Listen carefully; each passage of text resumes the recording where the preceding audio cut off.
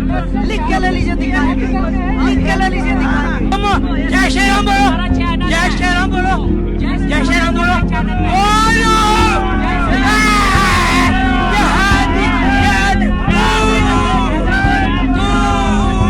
लोगों को मालूम है ये जय श्री राम नहीं बोल सकता, मतलब आप नहीं तो मेरे धर्म में नहीं बोल सकता,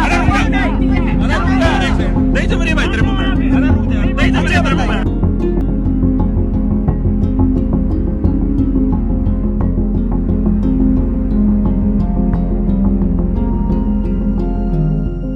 जंतर मंतर पर एक प्रोटेस्ट हो रहा है जो कि जिसका मुद्दा है कि यूनिफॉर्म सिविल कोड और पॉपुलेशन कंट्रोल बिल। तो मैं वहाँ पहुँचा और तो मैं विजुअल्स का रिव्यू कर रहा था, तो उस दौरान मुझे पता चला कि वहाँ पर एक ख़ास कम्युनिटी को टारगेट करके ऐसे नारे लगाए जा रहे हैं कि ये लोग काटे जाएंगे तो राम राम चिल्लाएंगे, इस तरह से नारेबाजी हो रही थी। और जब मैं पहुँचा तो ये नारा स्पेसिफिकली नहीं लग रहा था, बाकी नारे लग रहे थे। तो मैंने कवर करना स्टार्ट किया और मैंने जानना चाहा कि ऐसा कैसे हो सकता है कि दिल्ली का जंतर मंतर जो कि पूरे देश में सबसे ज़्यादा डेमोक्रेटिक स्पेस है और वहाँ पर लोग आते हैं और वहाँ पे अपना विरोध दर्ज करते हैं, और ऐसी जगह पे इस तरह से नारे लगाए जा रहे हैं जो कि एक ख़ास कम्युनिटी को टारगेट करते हैं।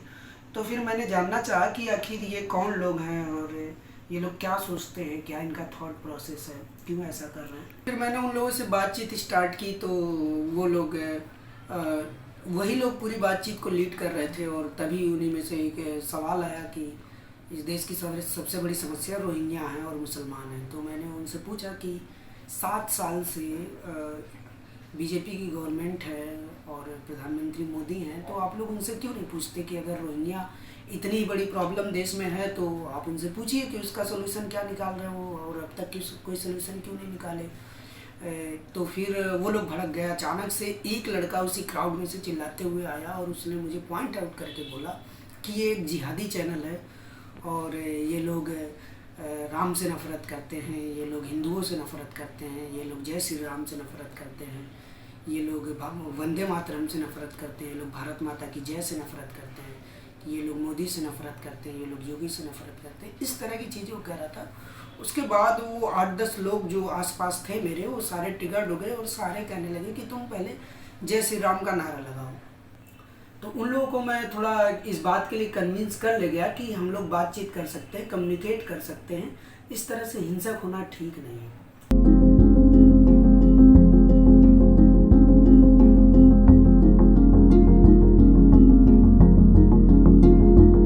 सिचुएशन कंट्रोल में आई ही थी कि तभी मैंने एक बस छोटा सा सवाल कर दिया कि देश में प्रधानमंत्री मोदी खुद लोगों को अनाज दे रहे हैं, देश में गरीबों को अनाज डिस्ट्रीब्यूट कर रहे हैं, जिससे इस बात का अंदाज़ा लगाया जा सकता है कि देश में कितनी गरीबी है। और ऐसे वक्त में जब देश में गरीबी है और बेरोज़गारी है, तो आप लोग गरीबी से लड़ने के बजाय, बेरोज़गारी से लड़ने के बजाय इन सब मुद्दों पे क्यों बात कर रहे हैं जो खाए अधाए मुद्दे हैं, जो भरे हुए पेट के मुद्दे हैं। ये सवाल मेरा पूरा होता इससे पहले ही भीड़ में से एक 50-55 साल के उम्र के एक व्यक्ति थे, वो आए और वो चिल्लाना शुरू कर दिए कि तुम जिहादी हो, तुम सारे जिहादी हो, तुम पहले जय श्री राम बोलो, पहले जय श्री राम बोलो, पहले जय श्री राम बोलो। और कॉन्टिन्यूसली वो पूरी बात बोलते रहे। और इस वाक़े के बाद सडन पूरा क्राउड जो 150 के करीब लोग थे उसमें सब ट्रिगर्ड हो गए और सब सिर्फ यही बात बोलने लगे कि जय श्री राम बोलो, जय श्री राम बोलो। लेकिन फिर सडनली एक व्यक्ति आता है, उसने मेरे कंधे पे ऐसे हाथ रखा और उसने मुझे घूरा और जिस अंदाज में और जिस टोन में उसने मुझसे कहा कि क्या तुम्हारे मुंह में दही जमा है क्या। वो एक ऐसा मोमेंट था जब मुझे रियलाइज़ हुआ कि अब ये लोग आउट ऑफ कंट्रोल हो गए हैं और अब के बाद ये लोग शायद मेरी ना सुने और मुझ पे अटैक कर सकते हैं।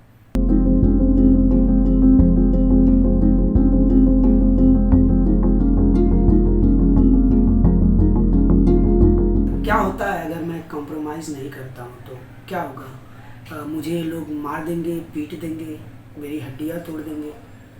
तो ये जो भी चोट लगेगी वो सारी मेरे शरीर पर लगेगी और ये सारी चोटें आज नहीं तो कल 5 महीने 6 महीने या मैक्सिमम साल भर 2 साल रिकवर हो जाएंगी ये चोटें। लेकिन अगर मैं कॉम्प्रोमाइज़ कर लेता हूँ और इनके आगे झुक जाता हूँ तो फिर ये जो चोट लगेगी मेरे उसूलों पर, मेरी आत्मा पर, मेरे एथिक्स पर, ये चोट शायद पूरी लाइफ ना रिकवर हो पाए और मैं पूरी लाइफ किसी भी रात चैन से सो ना पाऊँ इस सोच में कि मैं ऐसे लोगों के सामने गिव अप कर दिया जो लोग इस देश में फ्रीडम ऑफ एक्सप्रेशन की कदर नहीं करते। इसलिए मैंने खुद को बचाने के लिए और अपने विचार को बचाने के लिए मैंने ये फैसला लिया और मैंने उनसे बोला कि मेरा मन होगा तो मैं बोलूँगा, नहीं तो मैं नहीं बोलूँगा। और अगर आप लोग घेर कर ऐसे कहेंगे मुझसे तब तो बिल्कुल नहीं बोलूँगा।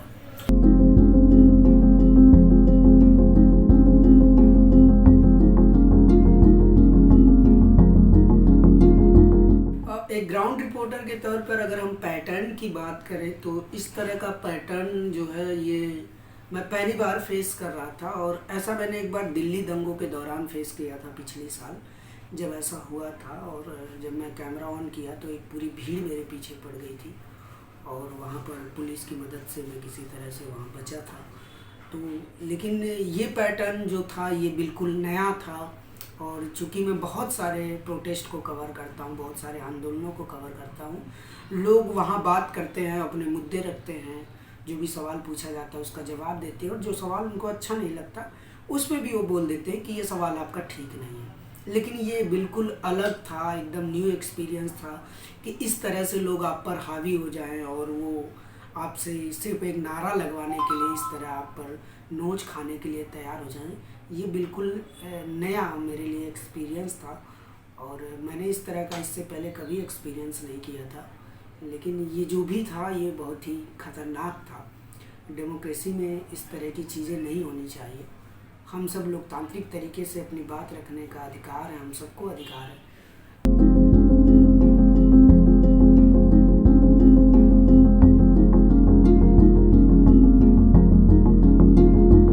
इंडिविजुअली मैंने इस पर कोई कानूनी कार्रवाई नहीं की है और जो भी इससे रिलेटेड लीगल एक्शन है, जो भी लीगल चीज़ें हैं, वो सब कुछ हमारा चैनल देख रहा है, नेशनल दस्तक। तो ये सब कुछ अप टू चैनल है, वो इसको मैनेज कर रहा है कैसे क्या करना है। इंडिविजुअली मैंने कोई किसी तरह का कंप्लेंट नहीं किया है, सब चैनल देख रहा है, वो लीगली चीज़ें जो भी जैसे करना है, चैनल हमारे साथ खड़ा है।